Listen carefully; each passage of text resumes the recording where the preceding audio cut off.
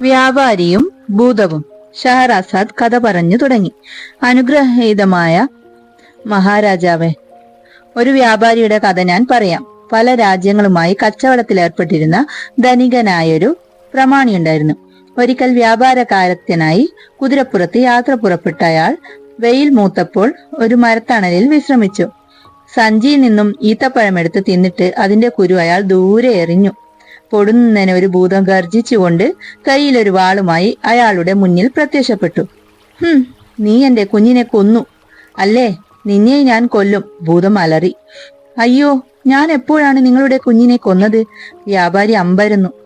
നീ ഈന്തപ്പഴക്കുരു ദൂരെ എറിഞ്ഞപ്പോൾ അത് പുറത്തു വീണ് എന്റെ കുഞ്ഞ് മരിച്ചു. മഹാനായ ഭൂതമേ, ഞാനൊരു വിശ്വാസിയാണ്, വ്യാപാരി പറഞ്ഞു. എനിക്ക് കള്ളം പറയാൻ അറിയില്ല. ഭാര്യയും കുട്ടികളും എന്നെ പ്രതീക്ഷിച്ചിരിക്കുന്നു. അവരോട് എനിക്ക് യാത്ര പറയണം. എന്നെ വിശ്വസിച്ച് പണം തന്നിട്ടുള്ള പലരുടെയും കണക്കുകൾ എനിക്ക് തീർക്കാനുണ്ട്. അങ്ങ് അനുവദിക്കുമെങ്കിൽ ഞാൻ വീട്ടിൽ പോയി എല്ലാ കടങ്ങളും തീർത്തിട്ട് വേഗം തിരിച്ചു വരാം. ഇത് സത്യം. പിന്നീട് നിങ്ങളുടെ ഇഷ്ടം പോലെ എന്ത് വേണമെങ്കിലും എന്നെ ചെയ്തോളൂ. ഭൂതത്തിന് വ്യാപാരിയുടെ വാക്കുകളിൽ വിശ്വാസം തോന്നി. അടുത്ത വർഷാരംഭത്തിൽ തിരിച്ചെത്തിക്കൊള്ളാമെന്ന കരാറിന്മേൽ അയാളെ പോകാൻ അനുവദിച്ചു. വ്യാപാരി നാട്ടിലെത്തി കൊടുക്കൽ വാങ്ങലുകളെല്ലാം പൂർത്തിയാക്കി.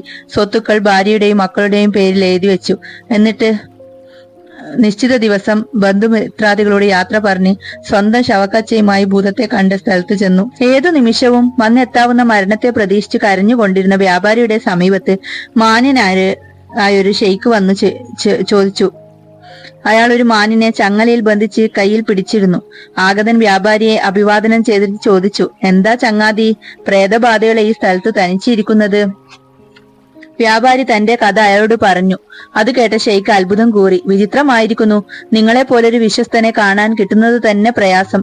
എന്തായാലും ഭൂതം വരുന്നത് വരെ ഞാൻ ഇവിടെ ഇരിക്കാം. അതിന്റെ അന്ത്യം എന്താണെന്ന് എനിക്ക് അറിയണം. അയാൾ വ്യാപാരിയുടെ അടുത്തിരുന്നു. സംഭാഷണം തുടർന്നു. വ്യാപാരിയാകട്ടെ ദുഃഖഭാരം കൊണ്ട് ഇടയ്ക്കിടെ മോഹാലസ്യപ്പെട്ടു. അപ്പോഴതാ മറ്റൊരു ഷെയ്ഖ് 2 കറുത്ത വേട്ടനായ്ക്കളുമായി അവിടെ വന്നു. അയാൾ മറ്റു 2 പേരോടും ചോദിച്ചു, എന്താണ് അപകടം പിടിച്ച സ്ഥലത്ത് ഇരിക്കുന്നത്? അവർ ഇയാളുടെ കാര്യം പറഞ്ഞു. മൂന്നാമൻ അത് കേട്ട് നിലത്തിരുന്നില്ല. അതിനു മുമ്പേ മറ്റൊരു ഷെയ്ഖ് വന്ന് അയാൾ നടത്തിക്കൊണ്ടുവന്നത് ഒരു പെൺ കോവർ കൈതയാണ്.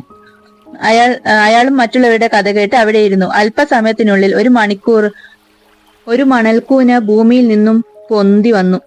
അവരിരുന്ന പുൽത്തകടിലേക്ക് വന്നു. അതൊരു ഭൂതമായി നിലയുറച്ചു. മുമ്പ് വ്യാപാരി കണ്ട അതേ ഭൂതം. തീ പാർന്ന കണ്ണുകളും കയ്യിൽ തിളങ്ങുന്ന വാളുമുള്ള ഭീകര രൂപം. ഭൂതം വ്യാപാരിയെ പിടികൂടി. ഇങ്ങുവാ, എന്റെ പൊന്നു മോനെ കൊന്നതുപോലെ നിന്നെയും ഞാൻ കൊല്ലട്ടെ എന്ന് പറഞ്ഞ് അയാളെ വലിച്ചു വെച്ചു. വ്യാപാരി ദയനീയമായി അലമുറയിട്ടു. അത് കണ്ട ഷെയ്ഖുമാർ പൊട്ടിക്കരഞ്ഞു. എന്നാൽ പെട്ടെന്ന് ധൈര്യം വീണ്ടെടുത്ത ഒന്നാമത്തെ ഷെയ്ഖ് ഭൂതത്തെ സമീപിച്ച് അവന്റെ കൈകളിൽ ചുംബിച്ചിട്ട് പറഞ്ഞു, ഭൂതത്താനെ, എന്നോട് പൊറുക്കണം. ദയാലുവായ അങ്ങയോട് ഞാൻ എന്റെ കഥ പറയാം. അത് കേട്ട് അങ്ങയുടെ കരൾ അലിയുകയാണെങ്കിൽ ഈ വ്യാപാരിയുടെ രക്തത്തിൽ 1/3 ഭാഗത്തിന്റെ അവകാശം എനിക്ക് വിട്ടുതരാൻ കനിവുണ്ടാകണം. ഭൂതം കനിഞ്ഞു. ഹേ ഷെയ്ഖ്, നിങ്ങൾ കരുതുന്നത് പോലെ കരളലിയിക്കുന്നതാണ് ആ കഥയെങ്കിൽ ഇയാളുടെ രക്തത്തിന്റെ 1/3 നിങ്ങൾക്ക് ഞാൻ വിട്ടുതരാം. നാളെ ഒന്നാമത്തെ ഷെയ്ഖിന്റെ കഥ പറയാം.